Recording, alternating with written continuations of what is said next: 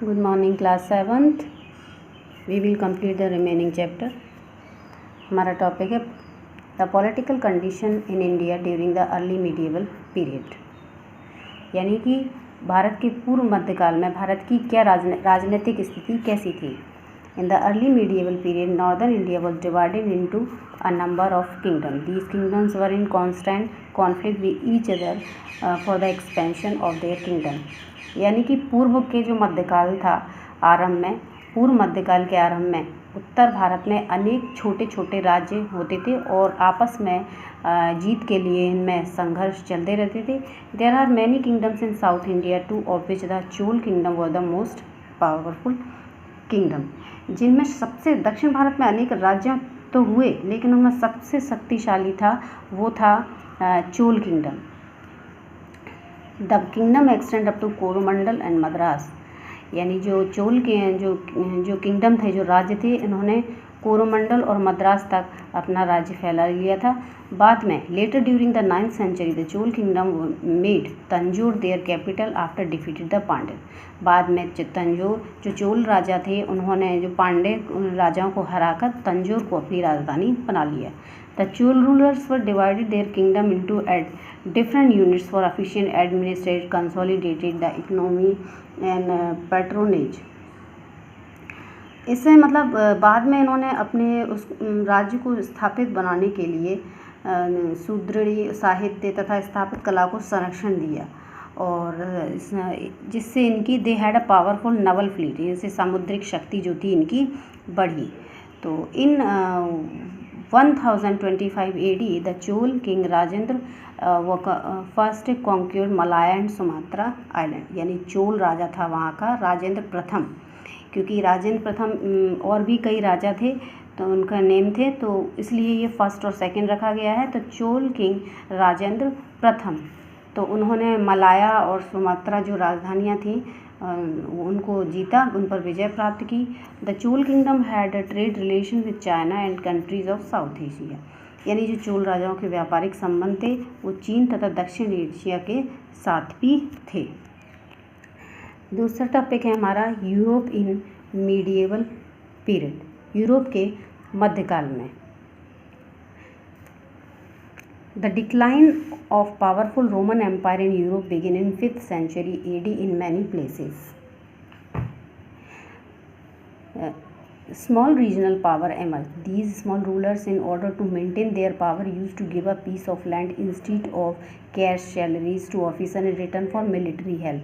The word feudalism comes from the Latin word feudum, which means a piece of land which is granted in returns for service. यानी अनेक स्थानों पर जैसे decline of power, जैसे Roman empire and Europe begin to 5th century, यानी कि 5वीं शताब्दी में यूरोप के जो शक्तिशाली साम्राज्य था उसका धीरे धीरे पतन होने लगा, यानी वह जो राज्य था धीरे धीरे से ख़त्म होने लगा.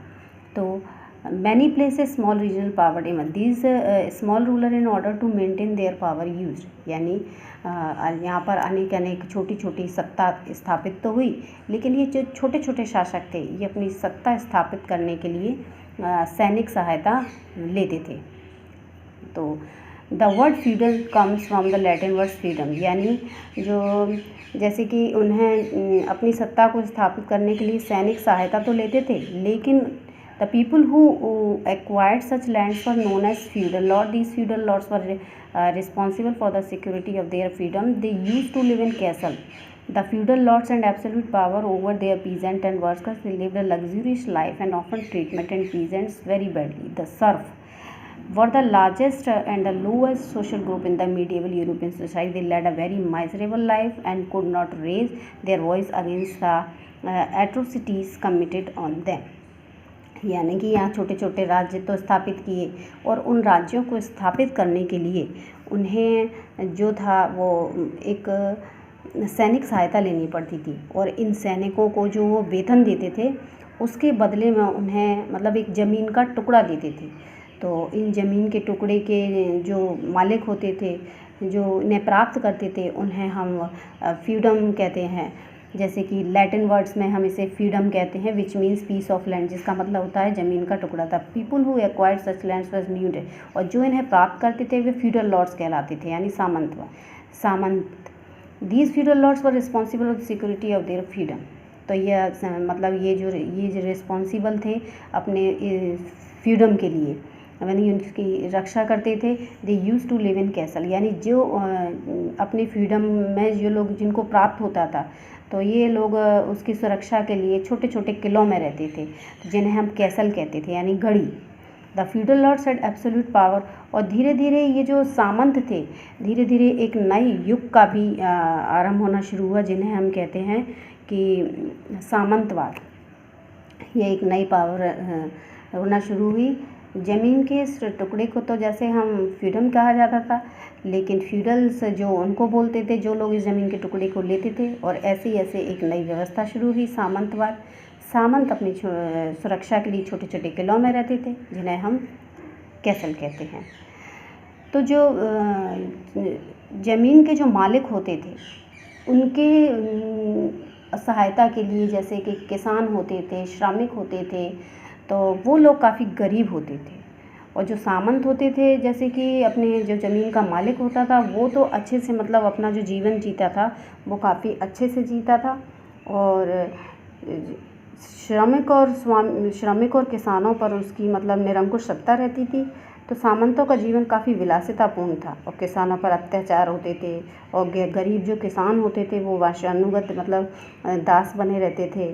उनका वंश जो था वो एक पीढ़ी के बाद दूसरी पीढ़ी के बाद वो दास ही बना रहता था, जिन्हें अपन भूदास कहते हैं। तो भूदासों की संख्या, इस काल में भूदासों की संख्या अधिक हुई, और ऐसे धीरे धीरे उनकी जो स्थिति थी वो काफ़ी दयनीय हो गई, और वे इसके खिलाफ मतलब they led a very miserable life, काफ़ी उनकी जो लाइफ थी काफ़ी दयनीय थी। And could not raise their voice against the, यानी वो इसके खिलाफ अपनी आवाज़ को नहीं उठा पाए। तो rise of the next topic है राइज ऑफ अरब्स, यानी अरबों का उदय। अरबों का उदय। The Arabs of Western Asia were divided into different tribes which were always war with each other due to the absence of central power। यानी जो पश्चिम Asia के जो अरब क्षेत्र के लोग थे वो छोटे छोटे कबीलों में बसे हुए थे, और कबीलों में निरंतर छोटे छोटे जो युद्ध थे, जो संघर्ष थे, वो चलते रहते थे। In the 7th century AD prophet Mohammad preach the religion of Islam, यानी 7वीं शताब्दी में जो पैगम्बर मोहम्मद थे उन्होंने इस्लाम का उपदेश दिया। This united the Arab tribes and soon they became political power. They conquered, तो they conquered many parts of western Asia, Jordan, Syria, Iraq, Turkey, Persia and Egypt. Gradually the Arabs conquered more territories specially in northern Africa and reached Spain. जैसे कि पैगम्बर मोहम्मद ने इस्लाम का उपदेश दिया, शीघ्र ही और अरब जो थे अरबों को संगठित किया, और शीघ्र ही इन्होंने राजनीतिक समूह बन गया। उन्होंने पश्चिम एशिया जैसे Jordan, Syria, Iraq, Turkey, Persia इन पर विजय प्राप्त कर ली। और अरब्स कॉन्क्वर्ड मोर टेरिटरीज, जैसे कि नॉर्दर्न अफ्रीका और ईस्ट स्पेन तक अपना राज्य जो है इन्होंने आगे चलकर कुछ क्षेत्र और भी जीत लिए, जैसे कि स्पेन तक पहुंच गए, उत्तर पश्चिम सीमा तक इन्होंने अपना साम्राज्य को फैलाया। The Arabs were expert traders, यानी जो अरब्स थे वो मतलब व्यापार में काफ़ी एक्सपर्ट थे। The establish of political power encourage the development of trade, यानी कि यूरोप तक राजनीतिक अरब लोग कुशल व्यापारी तो थे ही, और उन्होंने विश्व के कई भूभागों में अपनी राजनीतिक जो सत्ता थी वो भी स्थापित की। Soon the Arabs for trading with India, China, Europe and eastern and western Africa. धीरे धीरे उन्होंने मतलब भारत में व्यापार करना भी शुरू किया, China, Europe and western Asia यानी यूरोप तथा पश्चिम अफ्रीका से भी व्यापार करने लगे। फिर धीरे धीरे the Arabs they use the wealth for the development of art, science and literature. धीरे धीरे वो जो अरब्स थे वो अमीर भी होते चले गए। उन्होंने आर्ट, साइंस और लिटरेचर काफ़ी चीज़ों में ख्याति हासिल की थी। The Arabs spread the knowledge which the acquired from the countries with which they had trade relation the distant land. The Asian Greek and Indian scientific work was translated into Arabic. It is worth mentioning that the astronomical and mathematical knowledge of India reached the western countries through the Arabs. The Arabs also carried the new invention of China like gunpowder, paper and compass to countries of Europe. यानी कि व्यापार के कारण जिन देशों से उनका संपर्क बढ़ा, वहाँ के ज्ञान को अरबों ने एक स्थान से दूसरे स्थान तक पहुँचाया। जो ग्रीक और प्राचीन भारतीय वैज्ञानिक ग्रंथों का जो थे उन्होंने अरबी भाषा में अनुवाद किया। खगोल शास्त्र जैसे कि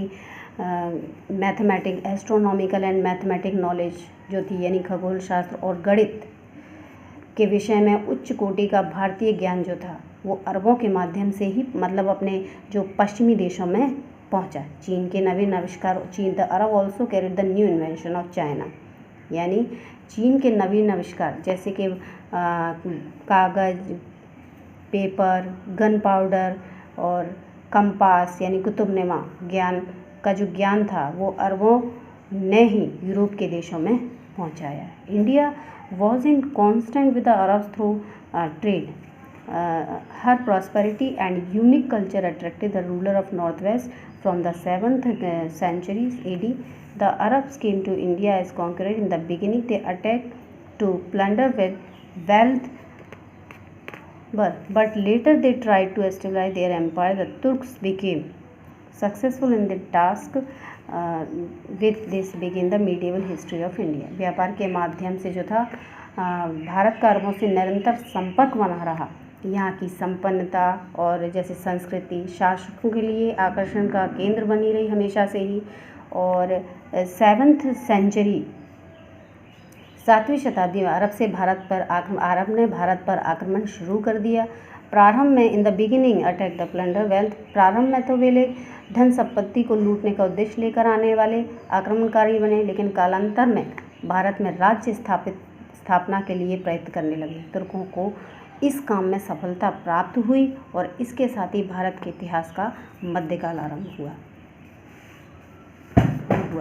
तो देखिए आपका ये चैप्टर कंप्लीट हो गया। अब इसमें आपका जो एक्सरसाइज है तब मैंने इसमें ये फिल किया हुआ है। The medieval period in India begins from 8th century, 8वीं शताब्दी से भारत का मध्यकाल शुरू हुआ। The Chola kingdom had trade relation, यानी जो चोल किंग राज्य थे उनके जो रिलेशन थे वो साउथ इंडिया कंट्रीज़ के साथ थे।